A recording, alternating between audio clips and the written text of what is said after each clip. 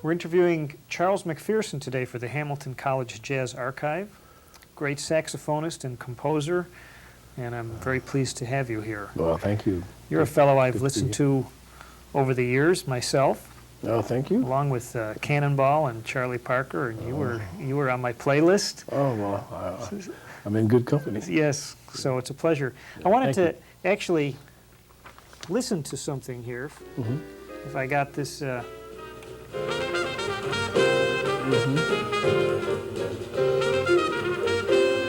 that's First Flight Out, Tom Harold and Peter Washington, Victor Lewis on drums, Michael Weiss on piano, and myself and Tom Harold. Did I say Tom Harold? Right. Yeah, okay. Can I ask you about how you start a tune and how it finds its way to completion? The writing. A tune like that, yeah. The writing of it. Well, writing is not always easy for me because I have so much fun playing the saxophone and practicing the saxophone. When I need to write, I have to force myself to stop playing the saxophone and think about writing.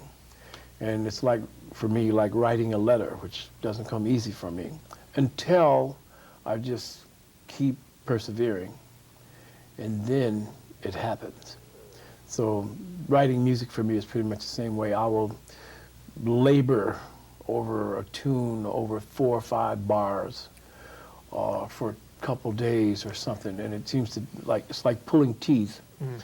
And then after a while it happens, and then it flows. So I always promise myself that I will never get out of shape for the act of writing, but I always do. And then if I have deadlines like record dates, or if I'm commissioned to do something where I must write, then I will. And then I always go through this period of a week or two, and then it works, and then it's fun. I'll stay up all night doing it because it's actually fun. But until it flows, it's the loneliest, most miserable thing, But when it happens, it happens. Do you start with your horn or at the piano? Both. Or just... Quite often, I will have the horn in my lap. I will be sitting at the piano, and I might be playing the piano, and then I'll play the horn. Quite often sometimes I'm maybe just with the horn and not the piano, or vice versa. I've written tunes like that. Quite often for me, the most natural flowing ideas happen when I'm not with the horn or the piano, when I'm walking down the street, or if I'm cutting the grass. I will get the best ideas, and then it's hard, when this happens, you have to remember it, or you have to run in the house. Turn off the lawnmower and get inside. And go jot it down or play it on the, whatever. But it's an interesting thing how the creative process works, at least for some people. Yeah. And the best ideas always come when you're not trying for them, at least for me. Yeah. The minute I say, I'm going to write, now I must write, there's almost this automatic mental block that comes up, It's just like trying to remember something. And you try, and then the minute you say, okay, forget it, and then, oh, here it is. Well, it's just, kind of. Right. Growing up in Missouri, correct? Was the music that you heard during your childhood have an effect on your eventual choice to be a jazz musician? Oh, I'm sure it did, since everything is connected. I grew up in Joplin, Missouri, which is a little small town. It's south of St. Louis. It's it would be the southwest corner of Missouri. So it borders Oklahoma, Arkansas. I was there up until about 9 years of age. Then I moved to Detroit. But during the time that I was there, I did have occasion to see various bands, probably coming from Kansas City. They were probably territorial bands, and and to, I was a kid, so I mean, this is when I was like maybe 5, 6, 7, 8, and every year in the summertime, these bands would come to this park in Joplin and play for like a week.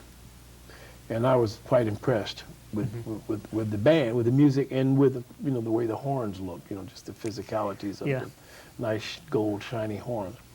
And I did like the music, but I didn't start playing until I was about 13 in Detroit. And I moved from Joplin, Missouri to Detroit. In 1948, I was about 9.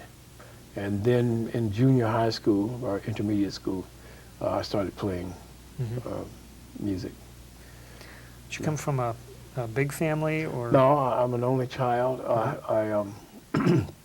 My mother is quite musical, but and I think when she was a kid, she played piano. But I didn't hear that. I didn't have that around me as a kid. My father, I don't think he was as musical as my mom, but he did dabble a little bit, but nothing serious, And so I would imagine that I might have gotten whatever I've gotten from my mom. Yeah. I would say so. She's a natural, how do you say? Well, she loves music, and she truly feels music. It really does something for her. I can tell by the way she listens, And I think, whatever I got, probably from her. Yeah. So the saxophone, junior high, you started on saxophone, Yes. and did you take to it right away? Oh, right away, yeah. I mean, that was my instrument of choice. I first started playing a flugelhorn, which is like a trumpet, because they had no saxophones available, and at school. So I played flugelhorn for about a year, pretty close to that, and then my mom bought me an alto, and then at 13. So actually I started at 12 with the trumpet, a flugelhorn, and then saxophone at 13. And I wanted saxophone. I knew that's what I wanted to play. And when I actually started playing, I knew then that I wanted to play music. I knew at 13 this is what I wanted to do. Did they have a big band or a jazz type group? Well, they that didn't you really, could get at into? this time, during the 50s, this was like early, mid-50s, jazz, you didn't have jazz in the schools. There were no jazz programs, no North Texas State, Berkeley, or any of that. So that was unheard of in those days. So we just played the regular school type thing. We played marches, and played for football games and for, auditorium, morning auditorium and all that. Yeah. We didn't play any, we had no charts or jazz charts or any of that. And, but, that was fun. I mean, that's all we had, and it was fun, doing that. It was fun playing, and I really liked it. I knew that this is what I wanted to do. And that I remember there were some jazz records around my house, but not a lot. It wasn't that my people were really jazz fans per se, but there were, some things around the house, and I liked that. And I did get interested in jazz, and a little student at school told me about Charlie Parker. I had never heard of him, And he said, you should really check this Charlie Parker out. And I did, I went to a little candy shop in my neighborhood, and there on the jukebox there was a Charlie Parker record, little 45. And it was, I think he was playing Tico Tico, which is a, this Brazilian samba type song. And it just blew me away. I knew immediately that this is what I wanted to do. It made perfect sense to me. I didn't need to be nurtured or taught how to listen to this music. I mean, it made perfect sense. And I remember, and I was about 14, that to me, when I heard that, and I had no history of, hearing a lot of jazz records. I had no concept of what's considered bebop and modern jazz or any of that. it just made, it was like, well, this is the way music should go. This is the way instrumentals, or an instrumentalist, this is the way they should approach this. Automatically, I knew nothing. I mean, I felt that. You know. And then I immediately said, okay, well, I got to get I got to get these records. And then, you know, I was told that, well, you know, this guy is a member of a group of musicians that play a certain genre of jazz music, a certain genre of jazz, and it's called bebop, and it's a whole slew of these guys. They're like a school of them. Right. So I said, oh, that's what that is. So then I said, okay, because I had no idea that Charlie Parker represented anything, but he's a jazz musician. Right. I knew nothing about schools and styles. And then I just zeroed in on that. And, you know, of course, then you got all the jazz, modern jazz people, you know, right. from that era. And then I was fortunate in that I just happened to live on a street that had a great jazz club, the best jazz club in Detroit, local jazz club. And it was 4 or 5 blocks down the street. Mm-hmm. And when I found out that this type of music was played in this club exclusively, then it was like, oh, you know. And then I would go and listen. I was too young to get in. I would go listen. And at that time, this was like 56, 57. Miles Davis was in Detroit. This was during that period when Miles lived in Detroit for about 2 years. So, and he lived right in this neighborhood where I lived and where this club was, and I would see him every day in the afternoon walking, you know, going to the store, going about his business. And I remember seeing Miles, and I knew who he was. At this time, I knew that, oh, this is Miles Davis, and he played with Charlie Parker, and he's living here in Detroit. And it was just great. I mean, the house band was Tommy Flanagan, Barry Harris, Elvin Jones. Miles Davis was working at that club. I was just, it was heaven, you know. Wow. Weren't the Thad Jones and Thad also, Billy Mitchell, those guys? Billy, that's right. Thad Jones, Billy Mitchell, Pepper Adams. Good atmosphere for Yeah, music. these were that was the local band. In fact, it was Thad Jones and Pepper Adams. Barry Harris was playing piano, and Elvin was the drummer, Elvin Jones. Beans Richardson, I think, was the bass player. And Miles would work there often. And this was the scene at this place. People like Wardell Gray would work there because they would come in and play with the rhythm section. Billy Mitchell, Sonny Stitt. And then when people would be coming to Detroit working at other clubs, they would always come by this club and hang out or play or sit in. So it was great. I mean, it was, and just to hear that kind of virtuosity, I'd never heard that before. I mean, and to sneak, and I would sneak in there, and, you know, or hide in the corner, and, you know, and just to hear, I'd never heard people play instruments like that. You know, I mean, you know what I mean? So it was shocking, but I was like, oh, yeah, this is what I want to do. And well, nowadays we have, you know, many places you can go to school to learn yes, jazz and so forth, and we can talk about that later. But you were sparked by that interest. So now how are you going to go about pursuing it if you're 14, 15? Well, the piano player that worked at that club, his name is Barry Harris. And Barry, of course, is still around. He should be probably one of the guys you talk to because he's a teacher. I saw him do a little clinic in New York a few weeks ago. He's very popular doing this and stuff. But anyway, and Barry was into formulating a concept of teaching way back then. This was in the late 50s, probably 58, 59. It was in a seminal form, but he was already thinking about how would you, and because I had sat in the club, and I guess he figured, well, this boy might have some kind of talent, but he doesn't know what he's doing, and I didn't know about theory, harmony, and I didn't know all these things that you should know and need to know. And he said, well, you know, you come by my house one time, or you know, and I'll show you some things. And he lived right around the corner as well, so my whole musical life, or the beginnings, were all set in place.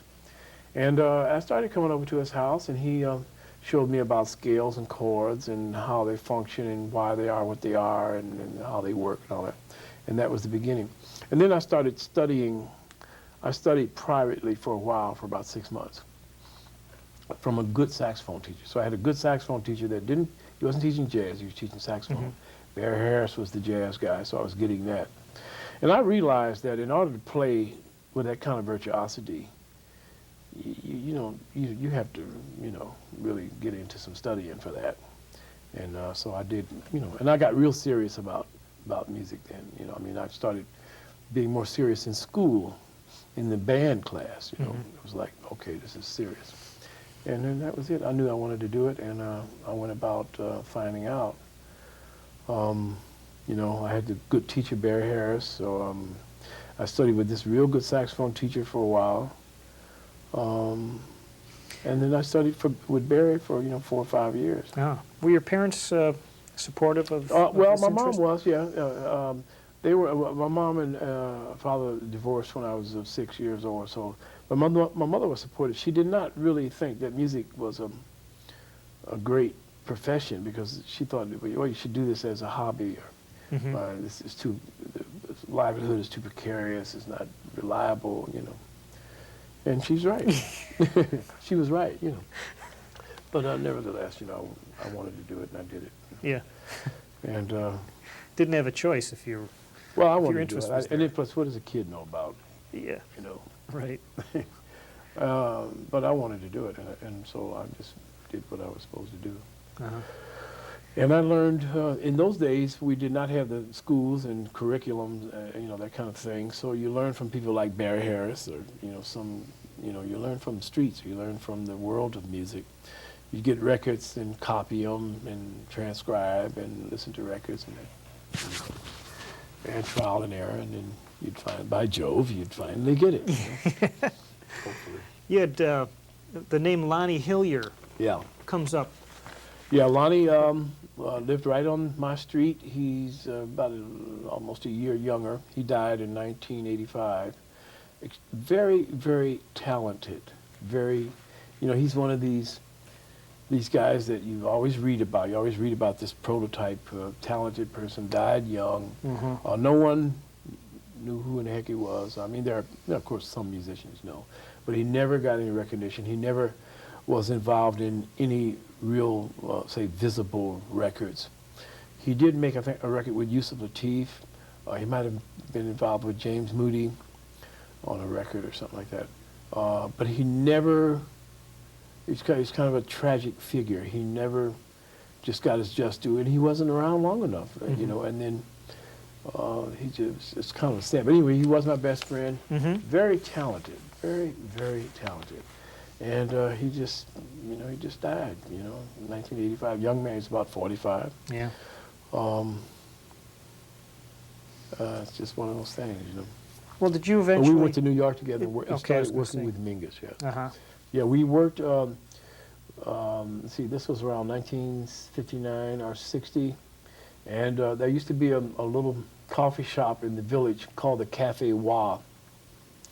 And there were people, I can remember, folk singing was very popular at this time, as well as, the jazz. And quite often they would have folk singing and jazz in the same club. In fact, there's a guy, Peter, Paul, and Mary. Sure. There's a guy named Noel Stokey. Yeah. I actually changed his name. He's either Peter or Paul. Peter Stuckey, right. Okay, well, No, Noel. it's I know him Paul as Noel. Stuckey. Oh, okay. All right, now he was, he was just a folk singer, singing, playing his guitar. And then we had this jam session in the afternoon. Bill Cosby and people like that, or even Bob Dylan would be some coffee house across the street. Everybody was like just struggling non-entities, basically, really, And so in the afternoon we'd have these sessions, and Mingus came by one afternoon because he was in need of an alto player and a trumpet player. And we were recommended by Yusuf, who worked with Mingus sometimes. And Eric Duffy and a guy named Ted Curson, trumpet player, both respectively were going to quit Mingus and get their own groups. And so Mingus needed a saxophone player in it. And he was really mad at Eric, and both those guys, But anyway, so he came to the session in the afternoon and heard us, and he hired us. He told us, well, come to the club tonight and bring your horns, and we'll see what happens. And Eric Dolphy was still there, so because they had 2 weeks notice. So for about 2 weeks, there were 2 altos, 2 trumpets in Mingus's band. Uh-huh. And Mingus every night tried to get Eric not to quit, because Eric really played Mingus's music well. Yeah. And he had been working with Mingus a long time, and Mingus's music is extremely difficult. It takes a long time to teach people these songs, and then here Eric is going to quit. So, but anyway, the memorable thing that happened is Lonnie and I were in this club owned by gangsters. Definitely that scene. And we were in the club. It was at the end of the evening, and these people owed Mingus about $2,000. That's the first time Lonnie and I have been in the company of Mingus like this. And so Mingus, the money was not there. And Mingus at this time weighed about 300 pounds, probably 40 years old or so. He just tore the piano up. It was a Steinway grand, probably 7 feet. He went inside the piano and took his fingers and plucked the strings. All that tension on piano. Piano wires hold locomotives. But, you can dangle a locomotive. I mean, that's their claim to fame, how strong, tension, how powerful. He goes in there and plucks them out with his hands. And so Lonnie and I, we looked at that, and here we are. We auditioned to get in this man's band, and we're in his band now. And there he is over there, tearing the piano up. 300 pounds. We were like 20 years old, 19 to 20. And it was like, oh, man, we work for a man, sort of somebody like this. And these gangsters, it just shows you the power of psychosis. I don't care who anybody is. If you seem to be more crazier than they are, it's awesome. And everybody respects that. And they just didn't do anything to the guy. They probably could have killed him. But he was actually more bizarre, more outrageous than they were, and so they were awestruck. And they did owe him the money. Tore the piano up and then cut out. They really respected that. Well, yeah, I mean, here's a guy that doesn't care anything about who you are or what you're supposed to be this, and you're, tough guy this, and because I'm crazy. And, crazy people are tough. And they are. They really are. I mean, I've grappled with some, in the middle of and they're like 10 men, Yeah. And nobody did anything, and so Lonnie and myself, we were terrified at that. Wow. But we went on and made the gig. I worked with Mingus for about 12 years. Yeah. Off and on.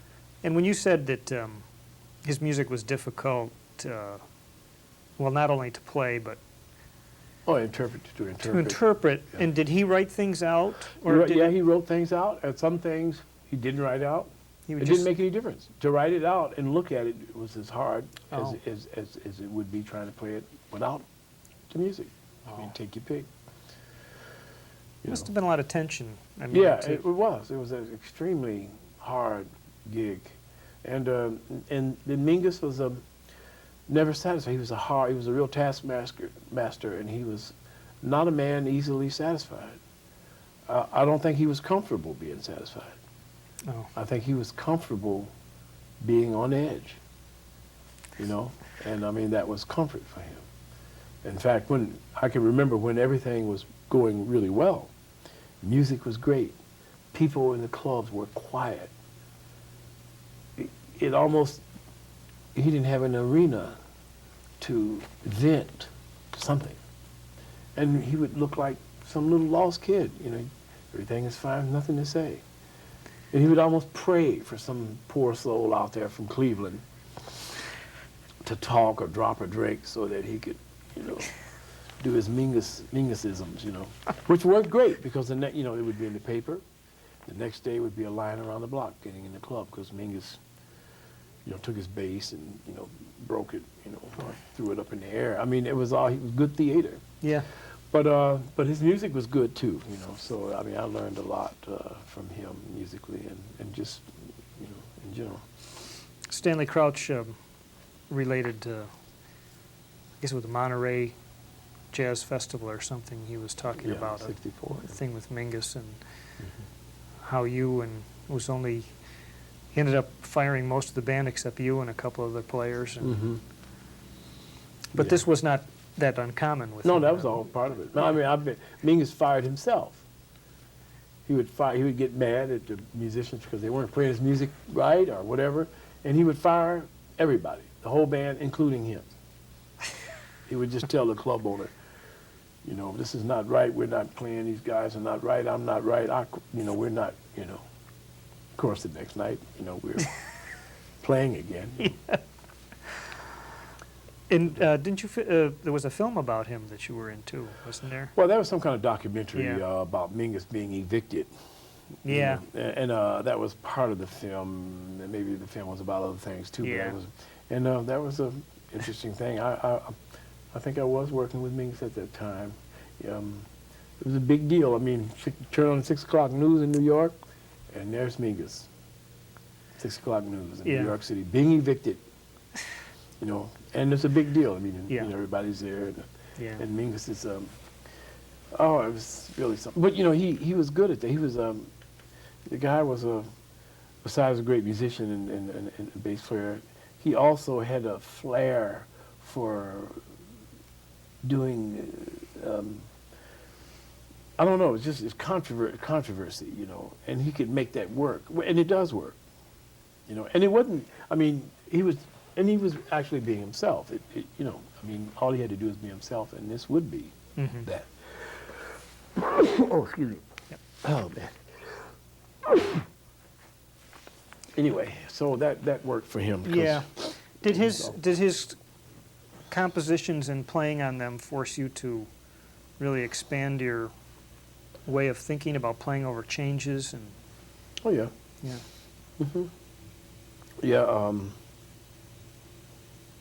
Yeah. I mean, in more than one dimension, actually. Certainly that way, but also, I think I developed a sound, like a certain power also with him, because he was powerful, and his music was powerful, and also you had to have power to be with him.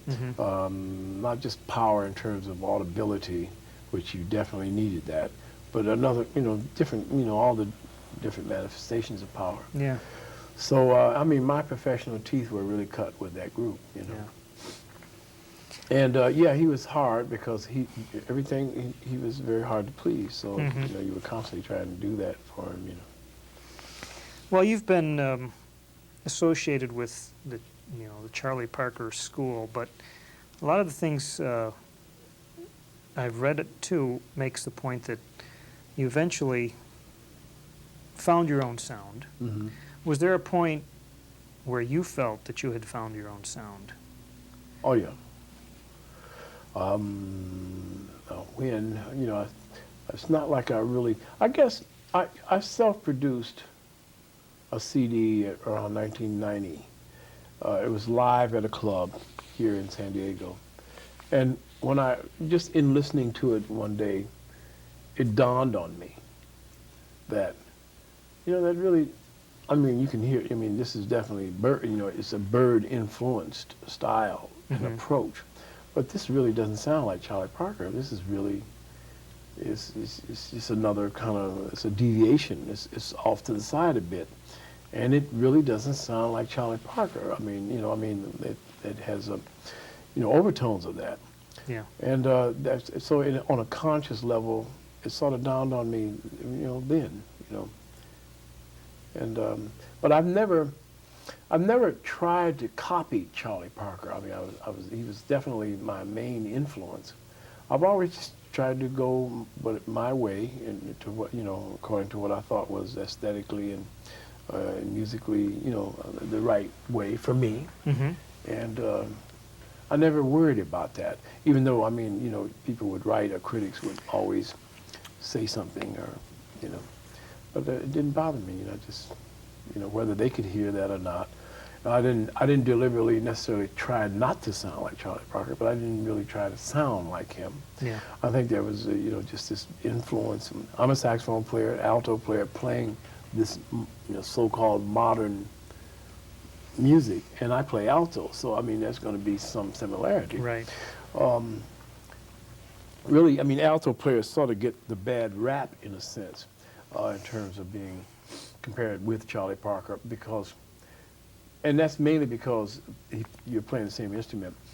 If I took a trumpet solo of today by anyone, transcribed it, and played it on the alto saxophone, that solo would sound as much like Charlie Parker as, you know, Yeah. you're saying, I mean, Sure. Charlie Parker is so immense in Yeah. terms of influence that you can't, there's not 8 bars played since 1940 that some sort of way,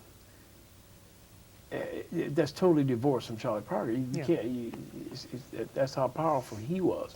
And you know, people can play that on tenor, can play it on piano, guitar, trumpet, tuba, trombone, and the comparison will not be made because the instrument is different. Yeah. But a saxophone player can have the influence of Charlie Parker, and then no one hears or sees anything else. Right. You know. So is there any way it's unfair, you know? Yeah. Well, Louis Armstrong seemed to have the same, up until Parker. He was kind of the, I guess, the man who set the standard, and most people were compared to him, especially the trumpet players Yeah. would be true. compared with him. Yeah, right.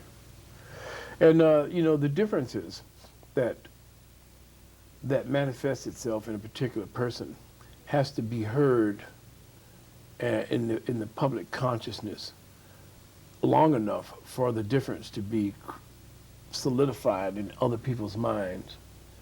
You know what I mean? For them to say, oh, this is a different style. This is Roy Eldridge. You know what I mean? Whatever that difference is, it has to be heard often enough by enough people, musicians, whatever, to be able to discern the little bit of difference.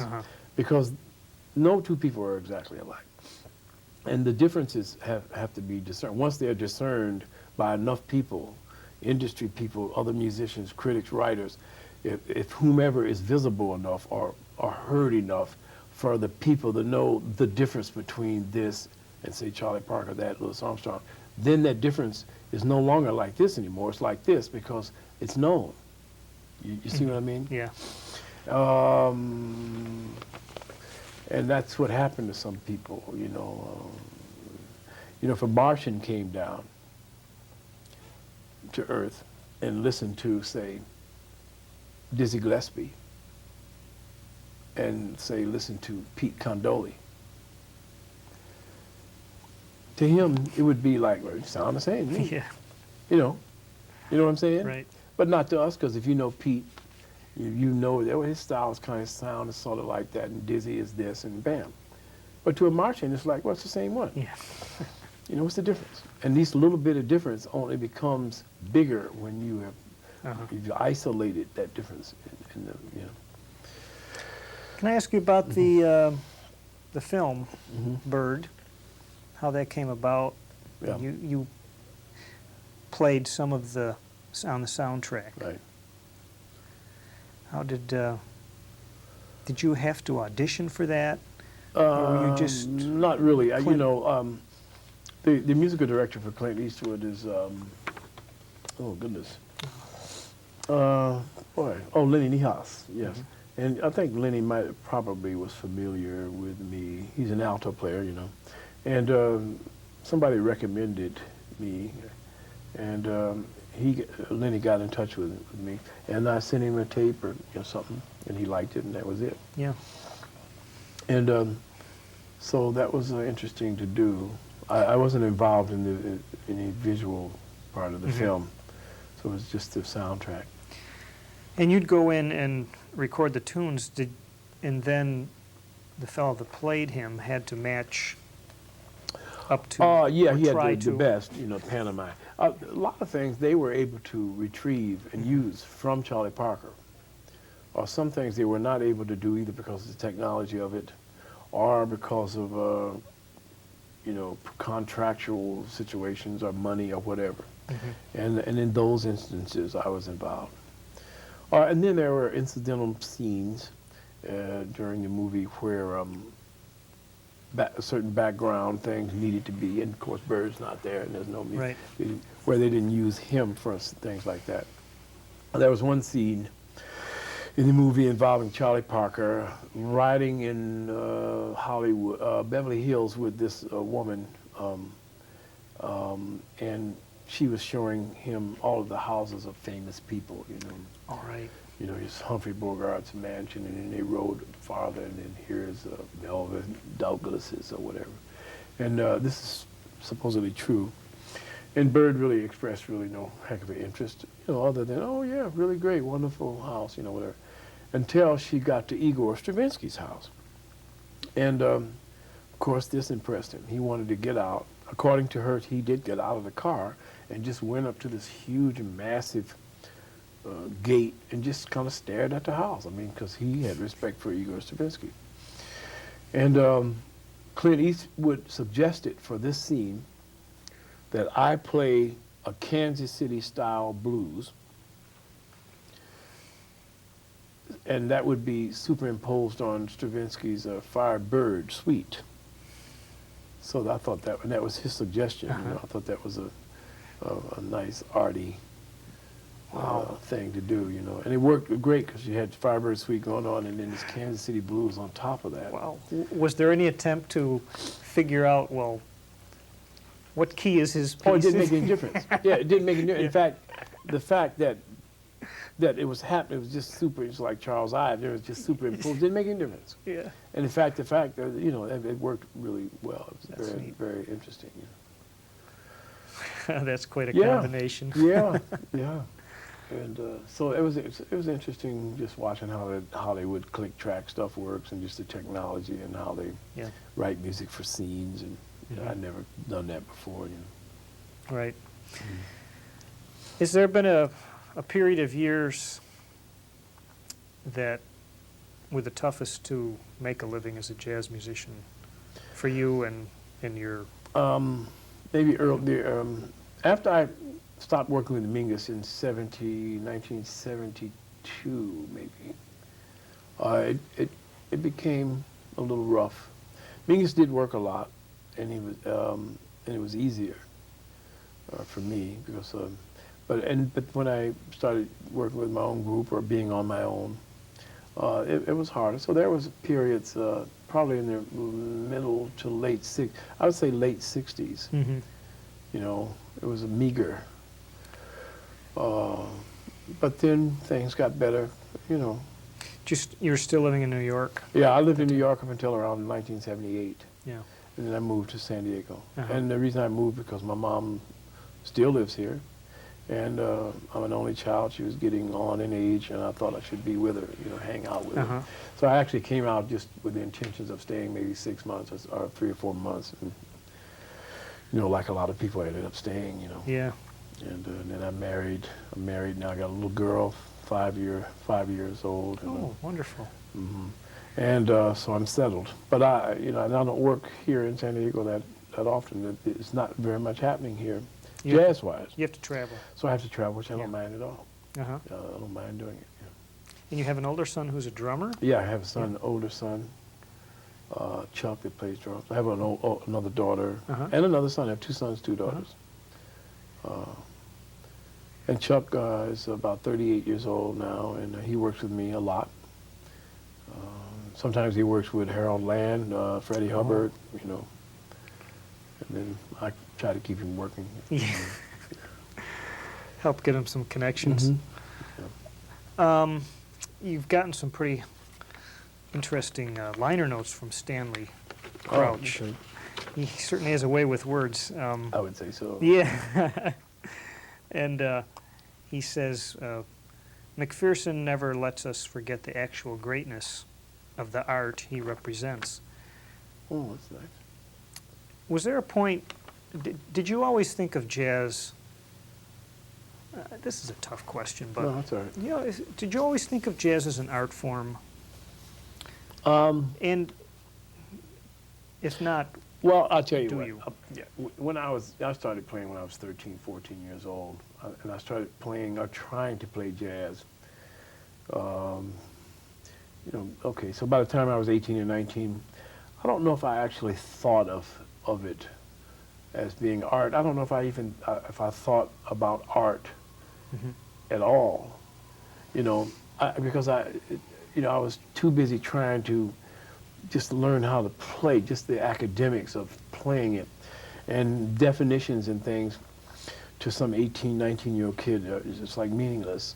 I didn't think. Now, since then, of course, I think of it as art. And the older you get, you start thinking about definitions and all that stuff. Yeah. And by the time you're 35 years old, you're into defining everything. But as a youngster, I never thought of. I don't think I thought of classical music as an art. Probably I thought only art was a picture. Right. You know what I mean? And that's it. But now, are just from a certain point, say, young man. I thought of it, you start thinking of, the frame of reference, this and that and all that. And, art is a broad, you could almost say anything's art. That's art right there, what he's doing. It's art, when you think about it. Right.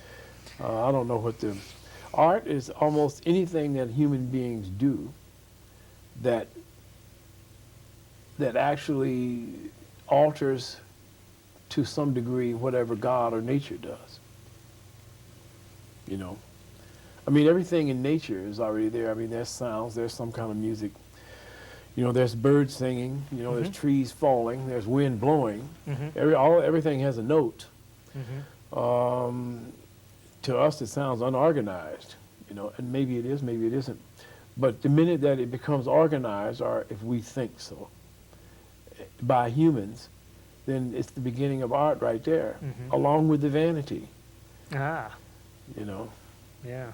can't have art without vanity of some sort. I like that statement. In the broad sense of the term, and not just vain egotism, but the fact that you even care is vanity. And that you have a desire to make it better. To desire, and also to want to look at it after it's done, or you want to, you know what I mean? Yeah. It's all this vanity.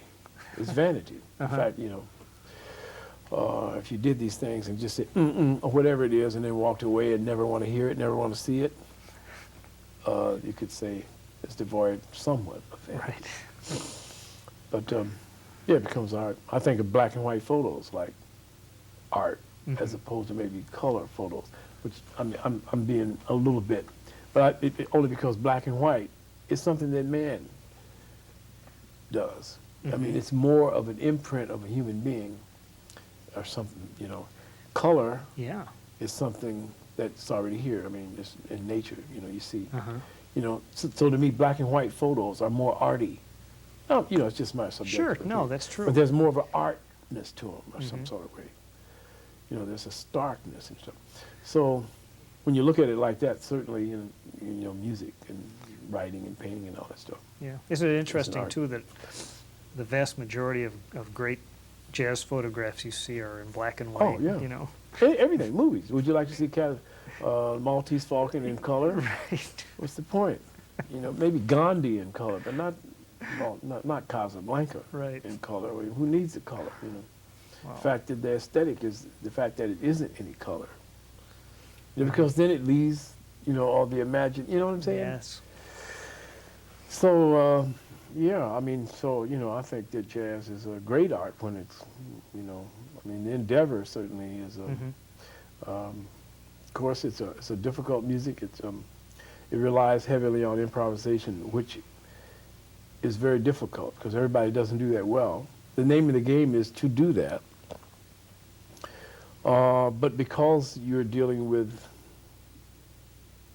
the spontaneity, that's what can make it difficult and not sound so good sometimes. So to pull it off, you have to be extra. You have to be something, Yeah. to pull it off.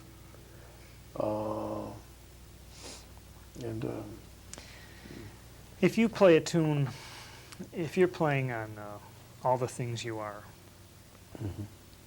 have you internalized that tune enough over the years that you don't have to think about The this changes? 2-5-1 and that? Oh, yeah. Yeah, I'm pretty much all music. You have to do that when you're maybe learning a tune. But then once the tune is committed to memory, the form, the structure, and the elements that make the tune what it is, I don't think any real pro that's been playing for a number of years really thinks about that. It's pretty much like when you get ready to talk, you don't really say, I'm saying an infinitive. I'm saying this is a verb, this is an adjective phrase.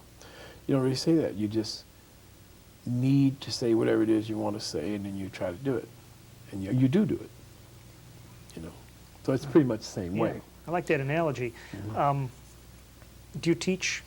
Well, I've done it. I have. You have taught, and I'm wondering if that's something that would be really important to pass on to a student, that not to neglect learning songs really well, Yeah. because all the theory will not come into play until you know the song. Right. Yes. You have to know the literature that you're dealing with. Mm-hmm. So, I mean, it's just like anything else. You might go to school for journalism or for whatever, or for what he's doing. It doesn't make any difference what it is. You have two dimensions to conquer. You have the physical dimension, or the physical media that you're dealing with, whether it's music, if it's writing, if it's, it doesn't make any difference. There's a certain thing that has to be overcome. You have to get the professionalism and the command over whatever medium it is. And then after that's done, then that's not really the real main event. The main event is, what do you do with that now? What kind of pictures do you take?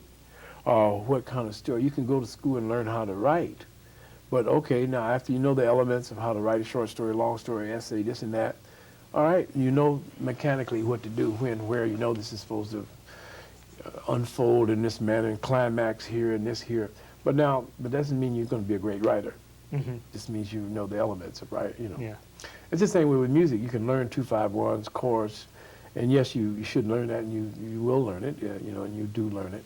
But that doesn't mean you're going to be a great soloist. It doesn't mean you're going to be a great artist. Doesn't mean any of that, because there's another aspect of all of that. It has nothing to do with the physicality or the medium through which you're dealing with. It's got something to do with all that other stuff, Yeah. all that abstract stuff that you can't hold or touch, that you can't, no way in school they can show you. You know, they can, you know, you can learn facts, figures, and knowledge, but discrimination and wisdom cannot be taught.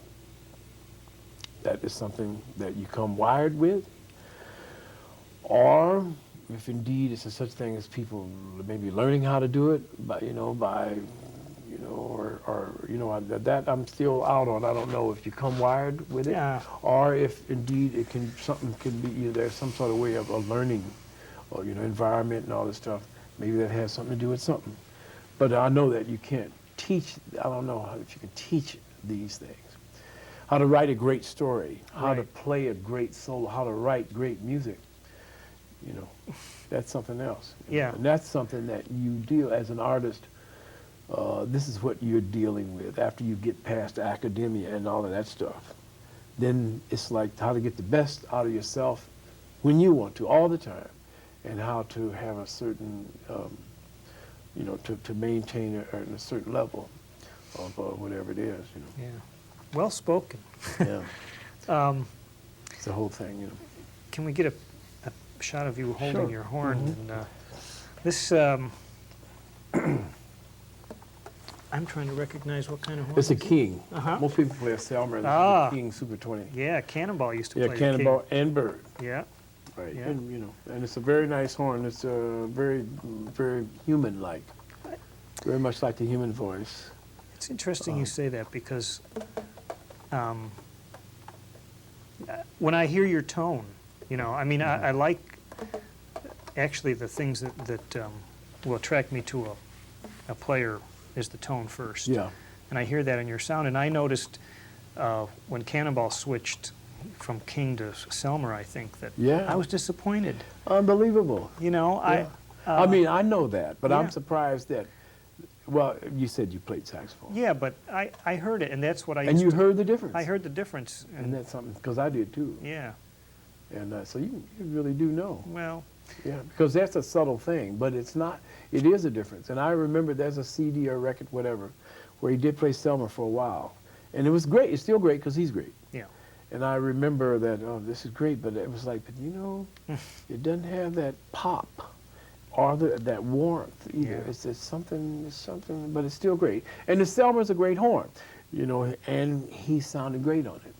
But this King, it was just something about that, I don't know, just he sounded, Cannonball sounded great on this. Yeah. And Charlie Parker sounded great on this horn.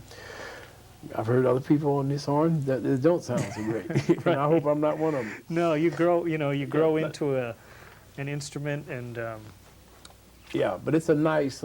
I could say this too. Just one of the things about jazz, at least for me, and I just from little history that I've read about certain performers and the origins and the beginnings of jazz music. The one thing that might be different in some sort of way about the early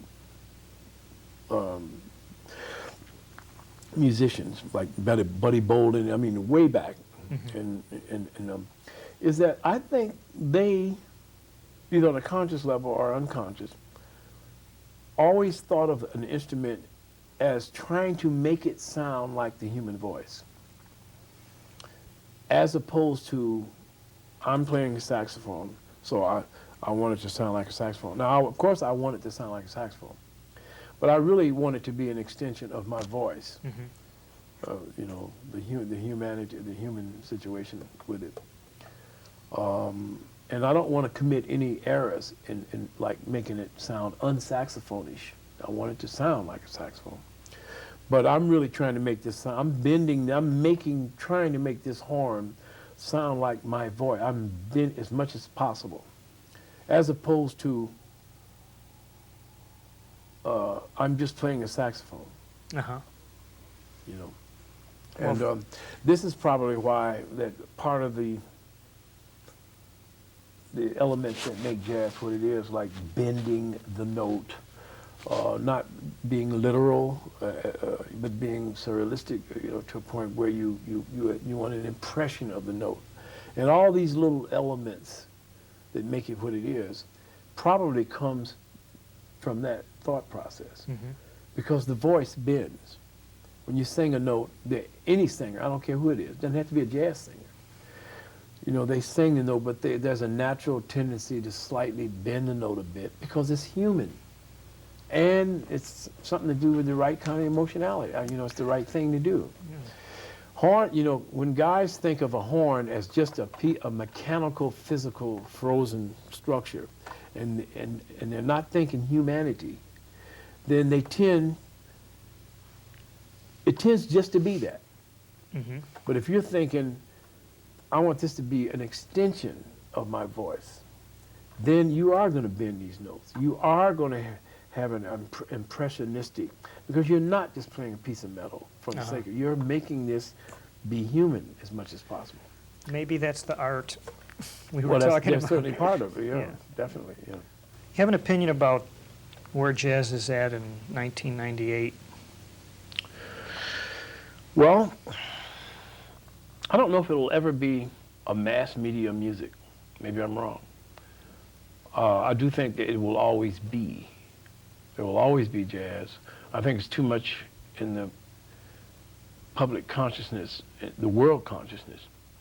I mean, you know what I mean? The world's a smaller place now. So CDs and records can go to China, they can go to Russia, they can go to Africa, they can go to South, wherever they go. It's always going to be somebody in wherever that's going to hear records and say, I like, whatever this is, I like this.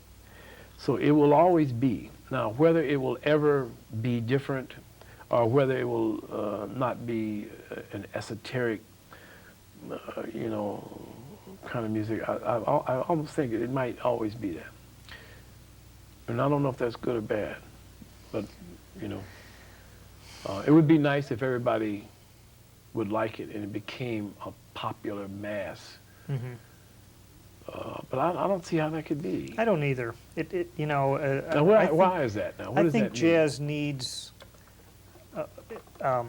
you said a word a while back, and it's something you were talking about. You used the word discriminating or discrimination.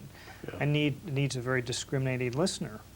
It needs, you have to work at it a little bit, I think, to, Yeah, I think to you have- like it. Yeah. And I don't know if everybody's No. so So inclined. inclined. For whatever reason, yeah. And I don't, you know, and some, I don't know if you have, it's weird. It's